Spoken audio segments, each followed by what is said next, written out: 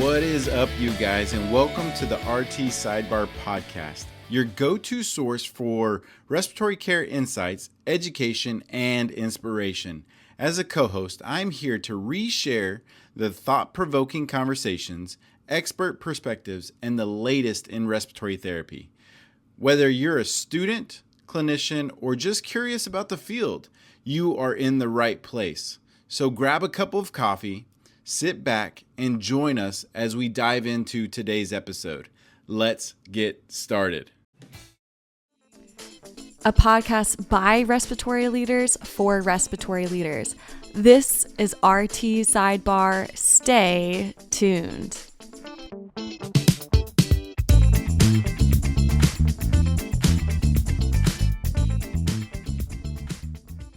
AARC 2024 here in Orlando, Florida for another beautiful episode of RT Sidebar, and I have two wonderful clinicians here with me today. We are going to talk about something very interesting because there's something that the three of us have in common that sometimes people say we went to the dark side. So we're going to get to that, but first, as always, thank you for being here. Of course. My lovely friends. Brandy, would you like to introduce yourself and where you work and where you're from? Yeah, so my name is Randy. I have been in industry for about a year and a half now. I work for Aerogen. Okay. So I came from the bedside as a nurse. I worked as a nurse for about 5 years. Basically, mainly pulmonary, trach vent patients, asthmas, broncholytics, patients like that. Lots of trach vents. A lot of education with going home on trachs. I was a trach educator, kind of all the things. So I really fell in love with the pulmonary aspect of nursing. I didn't know stepping into that I would stay there for so long, but I did because I truly did fall in love with it. And then I do have some experience with some NICU and PICU as well.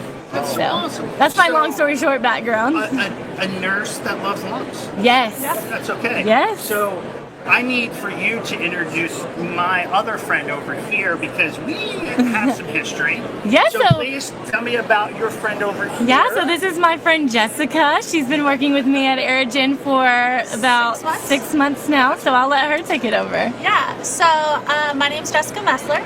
I am the clinical ace for the Southeast.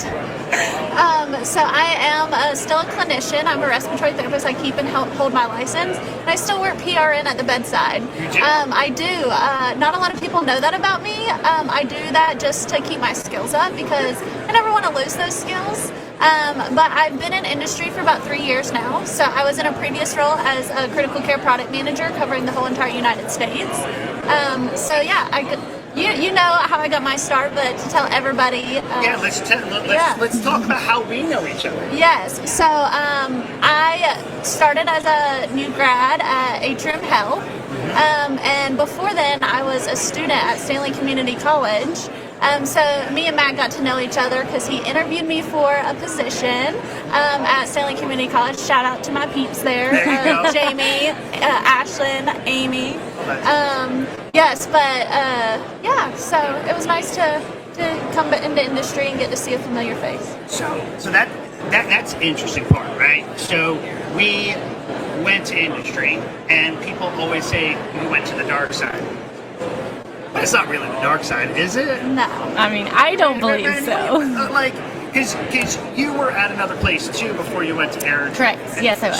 So what made you? Tell me your story about why you switched. Because people always ask me, how did you end up in industry? Yes. So go ahead. So I think my story's a little interesting because I kind of always thought that I would end up in industry at some point, but kind of later on in life. I thought that I really needed more experience as a nurse, like a more well-developed, all of these things, you kind of always talk yourself. If you're anything like me, I'm always like, I'm not enough. Like, I need to develop this aspect of my life, whatever the excuse may be. So I was at a point where I had worked on the pulmonary floor for about 5 years, and I was just ready for something a little bit different. I had cross-trained in the NICU at that job too, so that I had about 3 years of cross-training in the NICU. So I decided, you know what, my friend works at a different hospital in Alabama, where I'm from, and she has an opening for a PICU travel position there. So I decided, you know what, I'm going to try for it, and I ended up doing that travel position for about 4 months. And during that time, I decided I'm going to move from Birmingham to Huntsville, where I'm kind of from. Okay.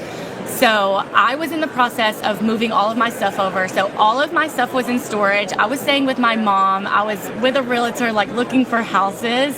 And I get a call from a person at a company that I knew. And he said, hey, I had kind of expressed interest in industry before. Yeah, okay. So I went to ARC and when it was in New Orleans. What year was that? Right after COVID or right before COVID? It was, I think it was the first ARC after COVID. After Yes. COVID. So, whatever year that was, 2021, 2022 maybe, I went to the ARC as with some RT friends, and I had met all these people, networked all of the things, expressed interest, and lo and behold, I guess I stuck out in somebody's mind, and he called me.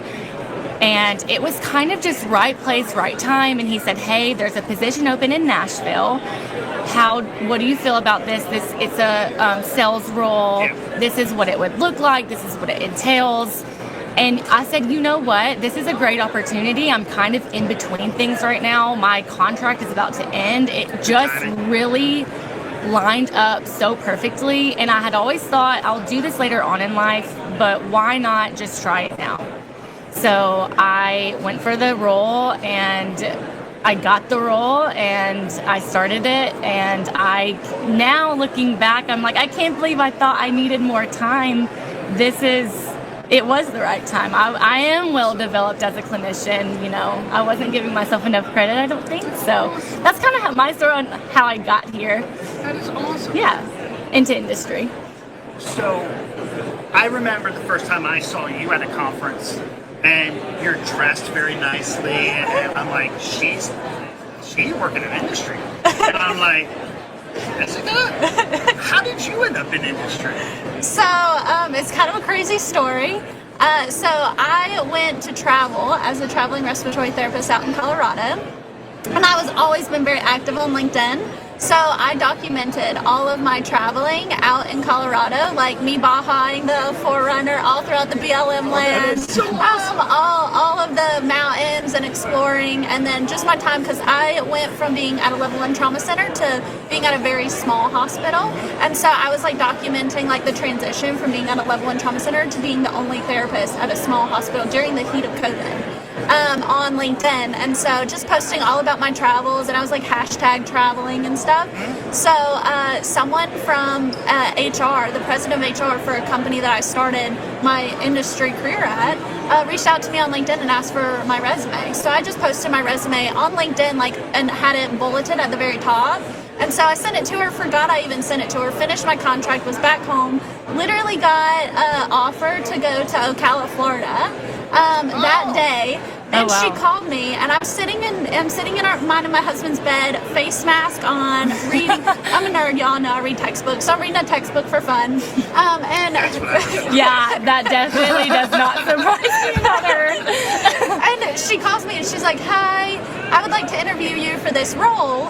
And I thought it was a scam. So I was like, oh, this is a scam. I don't believe this. It's a Nigerian prince, right? Yeah, I was like, this is a scam. You don't want me like, nobody from industry is calling me to come and interview to be a U.S. Critical Care Product Manager role.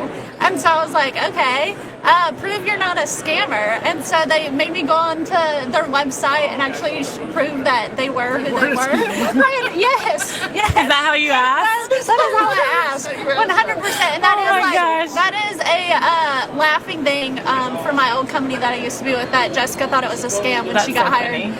So I interviewed with a full mud mask on my face. Stop it. For the role. And I was like, hey guys, like I really would love this role, but I just got an offer for a travel contract in Ocala, Florida, and you guys know how travel contracts work. When you get the official offer, you have 24 hours to accept, pack your bags, and head on, especially in COVID. Yeah, absolutely. And so I was like, if I turn this down, you're making me lose money out of my pocket. So I need to know if I turn this down, I have a promised job. So I kind of put them in a position too, because I'm like, I need to know after this call ends, if I turn this down, that I have a promised job with you guys. So it kind of made them work a little bit to be like, is this really the one we want? Because we're right in the middle of the interview process, but I have to choose her, because if not, she's going to be gone. And they said, don't accept the offer. And Nice. so I did not accept the travel contract, and I knew that I was going to get an offer from them, and we worked everything out after they offered me the position. But keeping a really strong LinkedIn was how they found me. So that's what I got from both of your stories.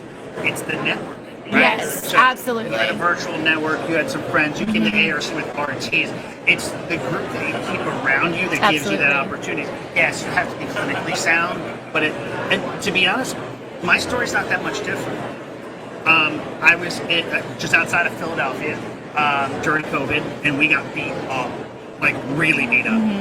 And I was just tired, but during COVID, I made a connection with the CEO of Equipment, Joe Army. And I just, like, when I had enough, he's like, Matt, when you're ready, give me a call. I think I have a place for you. And I did. And I had it, and he just, we got you. So, like, yes, having a great base of clinical knowledge, because you were like, oh, I'm not sure if I'm ready. Yeah. But having a great base gives you a lot of legitimacy, but the network gives you the Absolutely. opportunity. So, there's always a question about this, and people just assume that you go in industry for the cash. The money's okay. I'm not going to say it's not, but everybody has their why. Right? What was your why? Like, why did you do this? So I think my why is, like I said, I was just kind of hungry, but what is the most important to me is that what I'm doing matters. And I am promoting a product that helps people. So, when I was a nurse, it was, patient first. I was a pediatric nurse, so it was like my babies. And so my why was, how can I maybe do this a little bit behind the scenes or in a different way? And I think that I definitely found that with Aerogen. I'm still helping the exact patients I was helping before. It's just a different manner, and it still matters, and it's still impactful. I think that's important. So you said a couple things I really like. You believed in the product. Right. You have to. If you're just slinging plastics, No, we're not used that's for not salesmen. No. not what I'm interested in at all. But you found it that it matched you, right? So it matched you. Absolutely. That this is good for me, but it's also good because I get to continue my mission. Right. I know when we first talked, that's the thing that drew you. Like, you could help more people. Absolutely. That's your why, right? Yes, that is 100% my why. And so I worked in a level 1 trauma center during the heat of COVID, in the COVID ICU and in the ED. And so I was seeing all these patients just go to their demise from COVID. And I was like, wow, I'm just one person, but what could I do to be bigger and to help many people? And whenever the job offer came through for me to go into industry and to be able to develop products and bring products into the United States, that's not only going to be able to touch one patient, but all respiratory patients. I was like, this is so much bigger than what I ever thought I could be, and I could help drive the future of respiratory and drive the future of helping patients. I love that. I do too. I love that so much. Because it warms your heart. Yeah. When a lot of people grow in healthcare, because when you're at the bedside, you can only see one patient at a time, right? True. But when you develop and maybe go up into management or education or even industry, you can help more people. Like, so your scope gets bigger, and then it gives you so much more satisfaction. Because what I love about industry, I know what's coming next. You know what I mean? That's kind of, I always feel like I'm peeking behind the curtain a little bit. Like, what's going on? Like, you're like, oh my God, I can't wait to get this into clinicians' hands. It is so much fun. That's the good part, right? Yeah. Being here at ARC doing a podcast is a good part, Yeah, right? Absolutely. Very fun. But not everything is so glamorous. What are, like, if anybody's listening to the podcast and they say, I'm thinking about industry, what should people be aware of? Oh, goodness. I mean, there's so many things. There are so many pros, so many cons.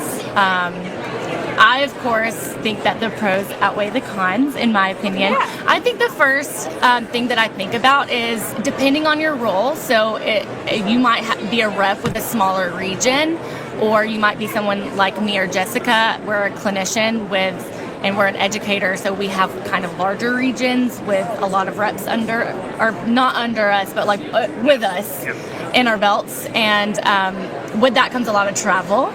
And a lot of travel, there's pros and cons about that. You know, a pro being you get to see a lot of different places and, you know, places that you might have never been to or would have never gone previously or for any other reason. But there's also a lot of window time where you're in the car driving for hours and hours and hours to get to an appointment, to spend 30 minutes there, to then drive hours and hours and hours to go to a different appointment. So there's a lot of that. So if you don't love driving, you know, you're going to struggle. Or flying. If you don't like flying, if you don't like flying, you're going to struggle. Yeah. So time management with that too. Think about all the packing and unpacking and all of that. It's every single I week. always feel like I'm party planning.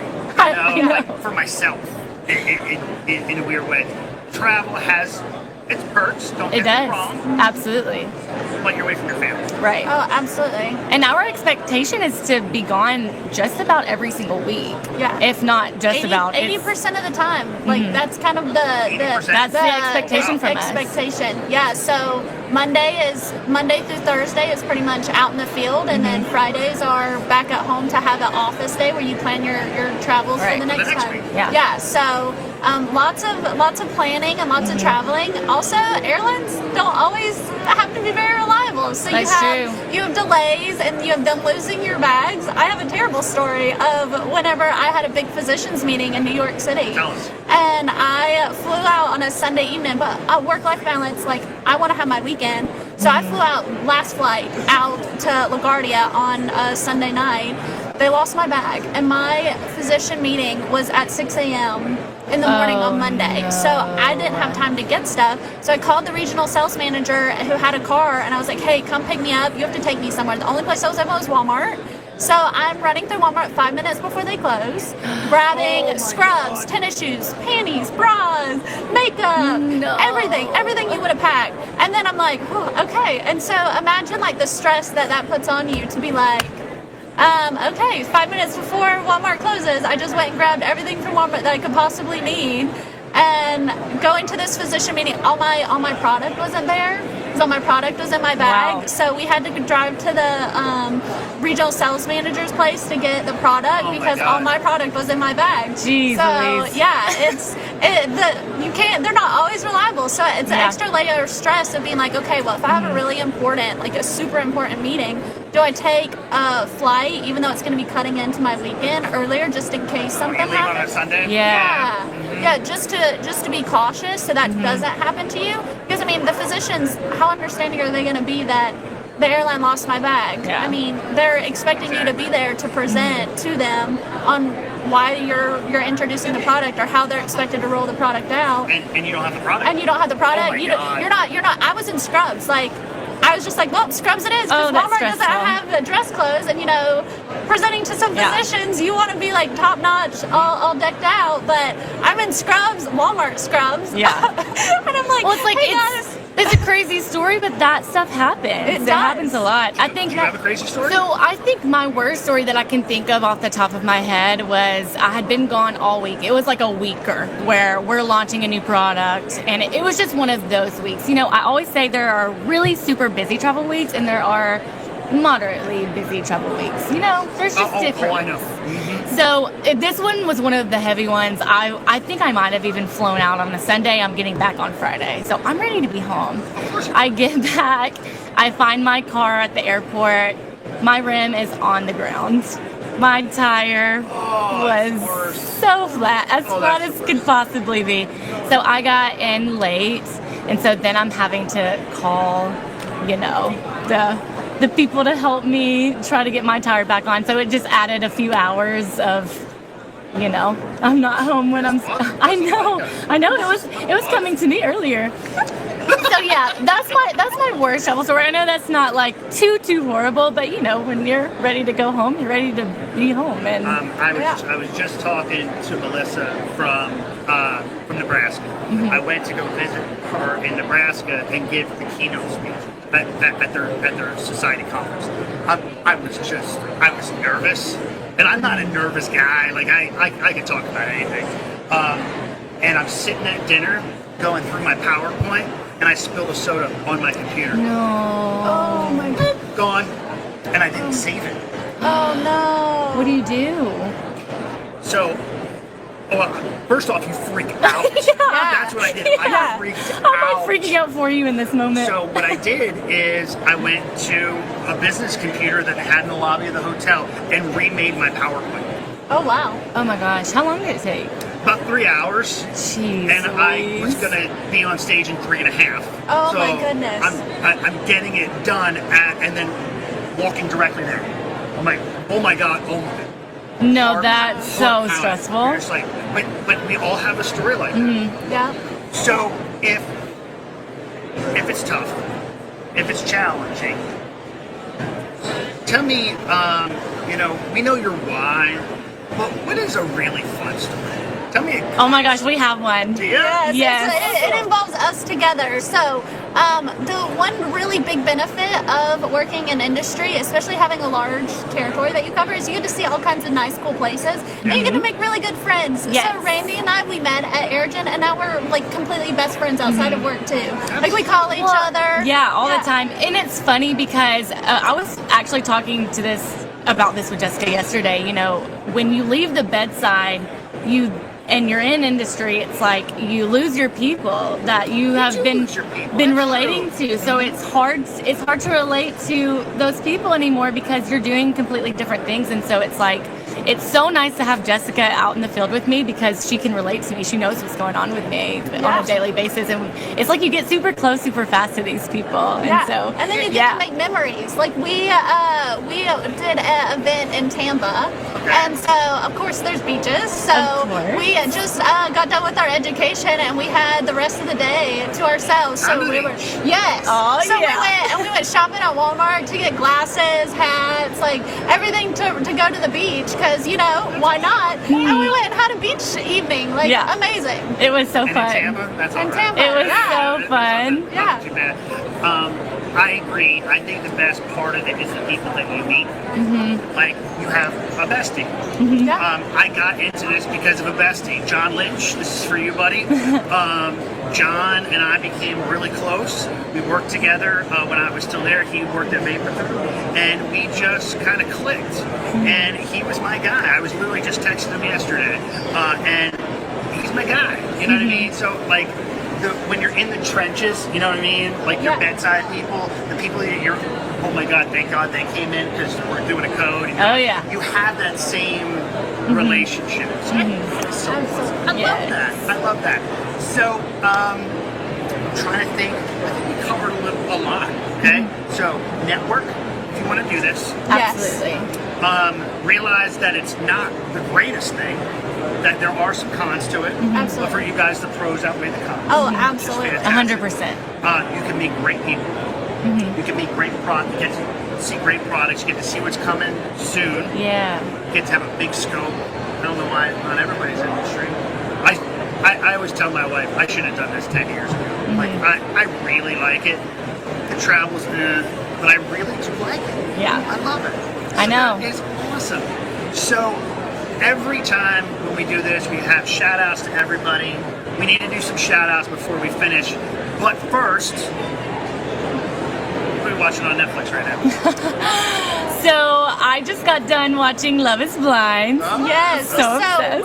We watch Love is Blind together, and we text each other about it, and we talk crap about the people on it. That's like, I can't believe he lied. Yeah. Or he didn't do what he said Can he you was going to believe do. they are still together? Yes. This is crazy. Yes. So that's Is that the one that didn't get to see each other? yes. Oh, so fun. And have you insanity. seen, and you know, there are people now that watch it who like will cover it with a curtain. And so the people watching it also are like in the pod so they can't see. And I think I want to do that next season. I think we should do that. Okay. I think we should. I'm down. All right, butterflies. I think we're going to start watching Love is Blind. Yes, absolutely. We'll have full chat function available. Yes. Butterfly group. That is so awesome. Well, thank you, ladies, so much. Let's do some shout outs. Okay. Randy? Shout outs. I'm going to shout out to Jessica. I'm going to be completely honest with you. Jessica has been such like a heaven sent to Aerogen, okay? And it's so funny, like walking around the ARC, everyone's like, Jessica, what's up? Everyone knows her, everyone loves her. Truly to know you, to love you.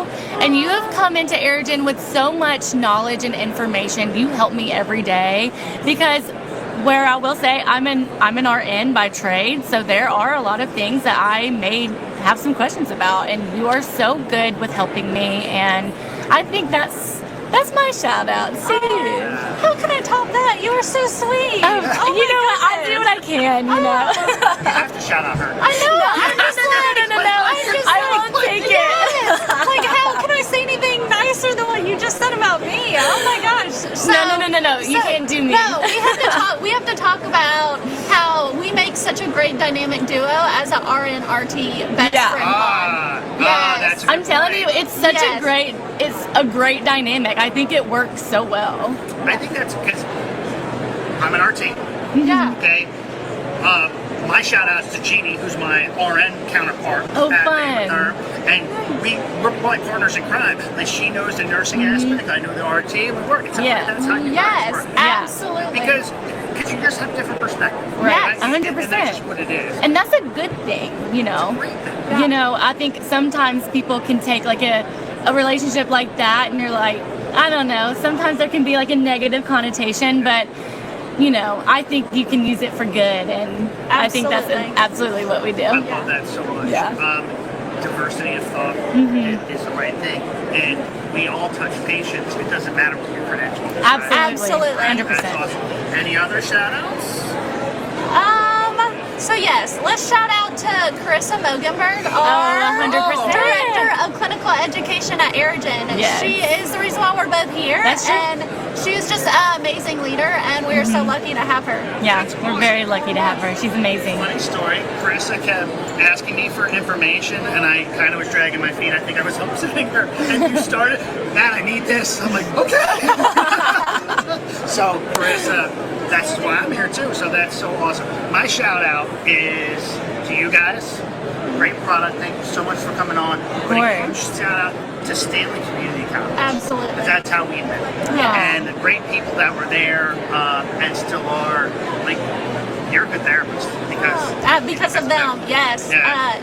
Amy was instrumental, and Ashlyn, like, I still call them and text them. Like, still to this day, we'll be like, hey, I haven't touched an oscillator in quite a bit. Can you send me your PowerPoint on oscillators so I can review it?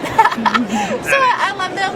And then Jamie, she was the peds person, so I'm like calling her all the time. And she actually helped me whenever I went into trying to dabble in peds for a little bit. And I called her all the time to be like, hey, I need some help because I don't quite understand this, and she would help me. So all of them have really led me into the future and made me who I am today. Well, that makes me think, you know, the RT, my friend Courtney and her dad, that kind of helped me get here. So Robert Johnson, Courtney Johnson, I truly wouldn't be where I am today without them as well. Like, shaping me, molding me, helping me. Also, I'm on the phone with Robert all the time asking questions about This is how all shout these outs different things. happen. I know, I'm starting to think about all the people now. So So awesome. And to Jamie, who is a dear friend of mine, she worked with me. Jamie, as always, tell Frank we said hi. What an awesome podcast. Yeah, thank you for having done. us. Yeah, thanks for I love having it. us. So, shout out to you guys. Shout out to Lisa at ARC. Kicking butt, taking names. Great podcast today. We got more coming up. We'll see each other soon. Yeah, of Awesome. course. So, from RT Sidebar here at AARC, we are done, and stay tuned. Anna, play the music. Vapotherm does not practice medicine or provide medical services or advice. Any clinical recommendations provided herein are solely those of the speaker. Practitioners should refer to the full indications for use and operating instructions of any products referenced before use. Public and Hayes are employees of Vapotherm. Butler is a paid consultant, and our guest is not compensated.